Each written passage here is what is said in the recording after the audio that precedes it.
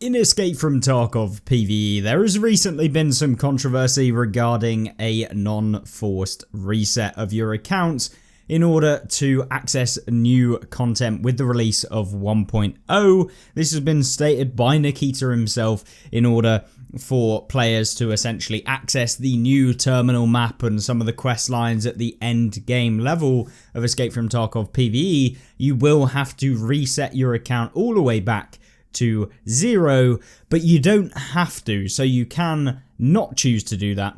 And today I wanted to kind of discuss some of the benefits, some of the negatives, and kind of the pros cons list of some of the things that I think, as someone who's played PvE for a long time since basically its release, as to what I would maybe change, and also go through the topics that a lot of people are finding annoying or simply that they think is good for the game. Of course, like the video if you do, and let's jump in. So let's talk first about the benefits of a non-forced PvE reset and what that can actually do for the game in a positive way, and then we'll get onto the negatives as well. So first things first is that it is voluntary, so you do not have to essentially choose to reset your account. You can remain on the exact same character, having the exact same content that we've currently got. You'll probably get updates to the game with regards to, you know, whatever changes to the AI behavior and the core game itself. It will remain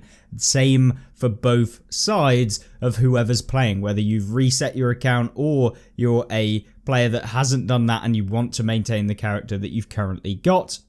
And so you can kind of stick with whatever you've got. So there is that option. You do have an option. It isn't forced onto you. It isn't that you have to do that. So I think that is definitely a benefit. However, you know, it also gives a challenge for people who have played the game. They have got to that end game level to kind of go again, get reinvigorated with the game mode, you know, for a fresh challenge, or just simply they want an economic reset. They can jump in as well, so they can have access to the whole game again, as well as new content as well. So you're kind of working your way towards that new content at the end of it, and it kind of becomes a little bit of a race, and you're keeping up with people and you're just trying to kind of go through that process again, which can be fun for people who have already kind of maxed their account, or at least got to the level where they're happy with and they're kind of a bit bored of the game. So that is kind of one thing, and whilst that might not be specifically you, where you've got to the end game, you've got all the way to the end, you've completed the game, there are quite a few people that have, and so yeah, just take that in mind. This video is about the entire player base and not just one specific type of player in particular. The next thing is a kind of soft economy fix. So with a soft economy fix, so essentially with PvE, we are seeing a lot of inflation because obviously it's supply and demand. Now, early in a wipe, for example, on PvP, you have everyone trying to grind out to get certain tasks done, to get certain things done, to buy certain weapons, to buy certain armors and stuff like that, which kind of leads to a supply being lower because everything's been wiped off of the game. There's no supply. It's like zero. And then what happens is that, you know, as people start to reset or begin to play the game again after a reset happens, everyone is trying to get whatever those things are to improve their own account, which leads to a higher demand. Obviously, supply demand, you guys have probably heard this about 1,000,000 times, which means that some of the items that currently are in the game, which are decent, but everybody has, don't really have a demand because everybody's got them. And so when you find them in the raid, it feels a little less like rewarding. You don't feel like you're that happy about getting some of the things that early on in a wipe you'd be very happy about getting.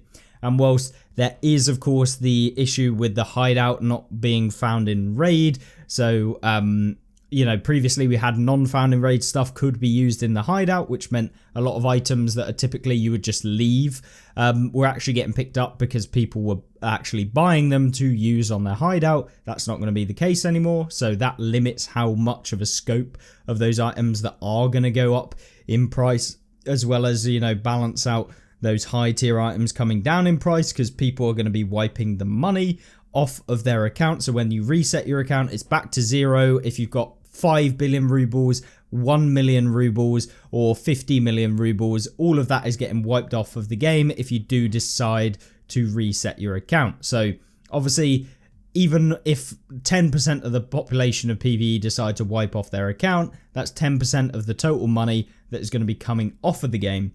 And the most important thing about this is that because of the fact that a lot of the players that get fed up or bored, or people who are trying to be resetting their account, are probably people who have played a lot more of the PvE mode than people who are less eager to jump in and reset their account because they've, only got so far in the campaign, etc., or like the quest lines, task lines, etc., and they're kind of wanting to finish the game before they reset their account. So a lot of the time those players are going to be then wiping off more rubles because they've accumulated more over their time period. Someone like me, for example, 1.3 billion rubles in cash on my actual showing in my stash. I mean, I'm never going to use that money, and it means I can way overpay for anything that new that comes into the game. So allowing people to reset, people like myself are going to jump straight in. I'm going to reset my account instantly, and then all of that rubles is gone, and it now means I'm at the bottom again with no money, and so I'm going to have to try and essentially make that money again and work towards getting the goals that I want to. So it can restore the value of certain things is what I'm trying to say, and kind of rebalance the economy as well, whereby maybe some of the high tier items you're not going to see go as high as they previously have been, but you're also going to see those lower end items that people have all got and completed and done for tasks all start to go up in value as well. So it's kind of mediating the price of loot, which means more loot diversity. You can actually grab up loot within the game that is more expensive, even if it was typically something that you would just leave behind. So, you can actually see things that are worth value if they aren't just a rare that you sell to a trader, for example, like running on streets, running into the relaxation room and getting that sort of stuff. The next thing is replayability and obviously fresh progression loops. I think the thing with PvE is that a lot of players are more casual, so they don't have enough time to be playing PvP, where you can end up backwards in terms of how far you can progress compared to someone that has a lot more time to put into the game.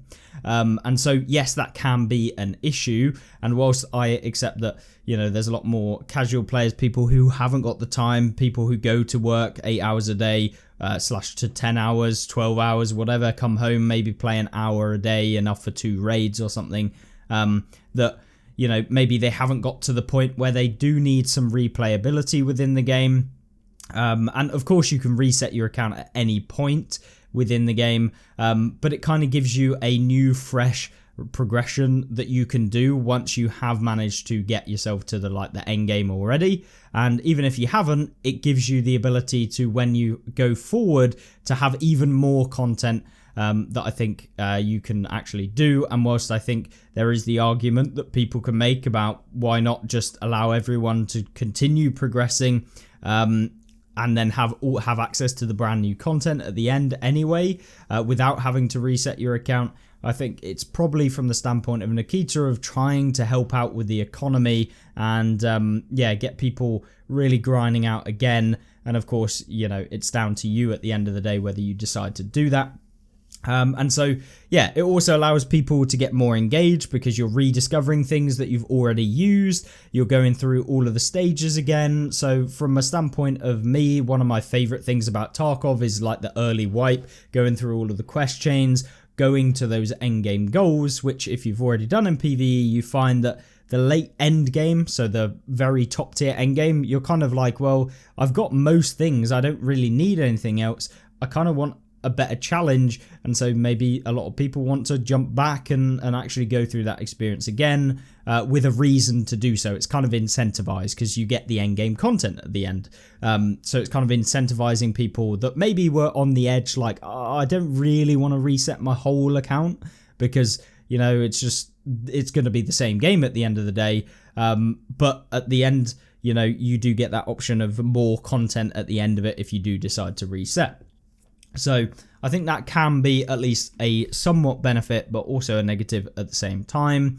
And then there's also the segmentation of economies as well. So this is probably one of the more nuanced things that I wanted to talk about compared to some of the stuff that you would normally see, is that because of course this isn't a forced wipe, the economy isn't going to be like what a normal Tarkov wipe would be, where you're seeing, you know, the low end stuff be super expensive, and then it kind of shifts like a wave where it slowly makes its way up, where people start off like the low tier items, even those are mega expensive, and then as you get through, the mid tier items start to become more expensive, the low tier items start to decrease in price because no one's using them or wanting them, and then the high end items go up.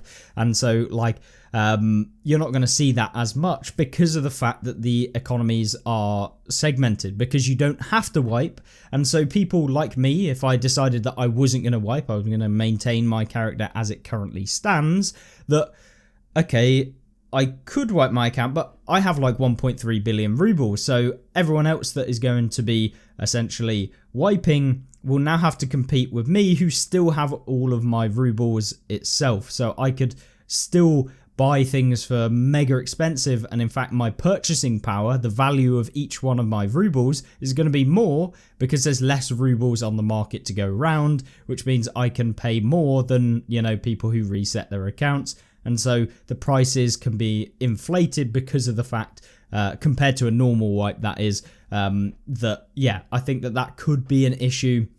But yeah, I think that it also gets rid of the like legacy wealth as well. So like people like myself, I think a lot of people who are in my shoes are going to reset. I think there's a lot of people that are happy to reset as well, from what I've seen on comments on live streams, on forum posts and stuff like that. There are people who don't want to do that. I fully understand the reasoning behind it. You've put in time, you've put in effort to get your character where it is, only to be told that if you want to access like the endgame content, you do have to reset again and go through all of that again, which can delay things. But I think it's a healthier way that is going to create a better balanced market, to be honest. Instead of people who are having like 1 trillion rubles or something at the end in like 4 years time or something crazy, and like new players that aren't making anywhere near that much money, even if they were like getting items that are highly valued, because everything's inflated in a market that's inflated. Even when you have like no money, if you find an item, you can make a ton of money. It's also that like if you want to get the top tier items, you are going to have to get a lot of those high value items, a lot, because it's usually the top tier, the end game quest content. Those items are like insanely expensive, like exponentially more than, like they go up in value exponentially more than what a typical item you would find in the raid would be. So that is where the separation between like inflation happens, is like the baseline of rare items that you find in the game that you might use for barters would be, you know, going up in price so you can make money off of that. But then also those endgame items are just going up and up and up and up and up and up because people aren't getting taken out in PvE. So that is definitely a thing that I think will be helped.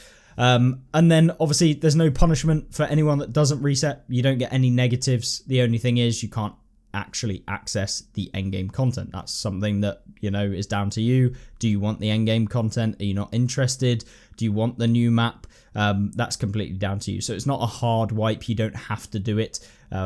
So I think, you know, especially if you've got limited playtime, it's just up to you. It's not forced on you, which I think is definitely a benefit. So they're kind of my main points for the benefits of why I think it's good, but there are obviously negatives as well. And we talked about the segmentation of like the economy, like between people who have reset and people who haven't. This is also a negative because the PvE community can end up like fragmented between each selves, because you're going to have people that have reset and those who haven't, and it can probably cause some imbalance with regard to the economy. You might see things going really weird. People who are, buying up items that are for like low level quests to make a ton of money, even though like they haven't reset their account themselves. They're just doing it for the sake of earning more rubles on their account or whatever. So I feel like that could definitely happen, where things are getting mega price fixed, people buying up everything on the market because they've got way too much money, and at the end of the day they're like, well, even if I lose money on this, it doesn't matter because I can always reset anyway and go back to playing the game as normally. So I think that is definitely an issue. We may see some horrendous market manipulation with regards to old players who haven't reset versus those who have, and yeah, I'm a little bit concerned about that one. Obviously then you've got kind of like the pressure of almost being forced to wipe your account, because although it is optional, you are also still kind of compelled to reset, even if you don't really want to, because other people are enjoying the new content that has come out. Other people are accessing that new content. Other people are getting rewards that you might not have access to. And so you feel like you should reset, even though you don't actually want to. Like, you specifically do not want to reset your account, but you're kind of almost pressured into doing it because, yeah, it's you have to do it. So your friends might reset and then they're doing content that you can't do because you haven't reset your account, because maybe you don't want to. And so that is definitely a thing, like social or just community pressure from people, that they might not actively say you need to reset your account, but seeing them do content that you can't access definitely does feel a little bit annoying, from the standpoint of someone that wants to just play the game as it was originally intended, no wipes whatsoever. So yeah, that is definitely an issue. As well as, like, obviously locked content, it feels horrible. I mean, some players may feel forced to reset just to actually get the new content, and whilst I think that it would be a good thing for the game health in the long term, I do think that, like, the way in which they've done it, where it's kind of like a forced, not forced wipe, where you feel like you should, but you don't really want to. I don't think that is the best system, where they're locking the new content behind wiping, as opposed to, like, implementing something that allows you to wipe at your own, like, pace, which is where I think the prestige system would be useful, not as a tool for prestige or like I'm an elite because I've prestiged or something like that. Literally just as a way for people to, get some kind of hideout thing that they can use in only PvE that's prestige, and you can wipe your account from start with like no inherent bonuses, just the fact that you can prestige and get a little name or something. Do you know what I mean? That is probably where I would have done it, where I release a full prestige system at the same time that the new content comes out, because then I would prestige and go through all of that at the same time, and it doesn't feel like you're locked into locked behind a reset in order to get the new content. You would just have to prestige once and then you get the content. It's less of a kind of, you have to reset, as opposed to, I'm actually progressing, I'm getting the prestige 1 to be able to unlock the new content. That is what I would have done. It looks better, and from like a social standpoint, a mindset standpoint, it kind of makes more sense in my eyes that is what I would have done. Instead, it kind of will probably create some resentment with regards to the lock-in, and I've definitely seen that within the community itself. So that is definitely a thing. Another thing is it kind of undermines everything that you've already done on the game. Like, everything that you've already done, everything that you've ground out, everything that you've managed to get, it doesn't feel meaningful, and anything leading up to the 1.0 update, especially if you know you're going to reset your account, is completely pointless unless you just enjoy playing the game. That's me. I enjoy playing the game. I'm still going to play the game, but some people probably feel like, I don't really want to play until the wipe or like the 1.0 release happens, where I can actually reset the game. So I think that is definitely something where people can kind of get burnt out and feel like I'm not getting anywhere, even though you are, because you're going to have to reset anyway.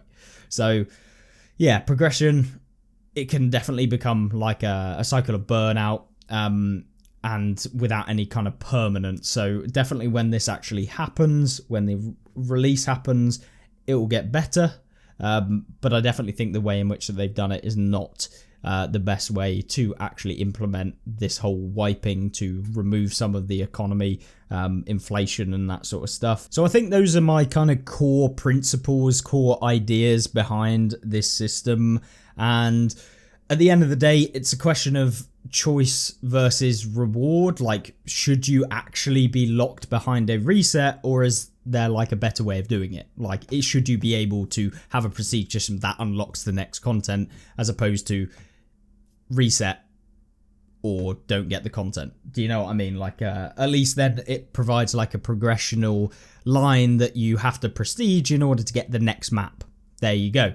Sorted. Now I know my progression, I know what I need to do, and then I get the new content at the end of it. It doesn't feel like you are a waste of content all behind when you reset your account. Either way, it's non-forced.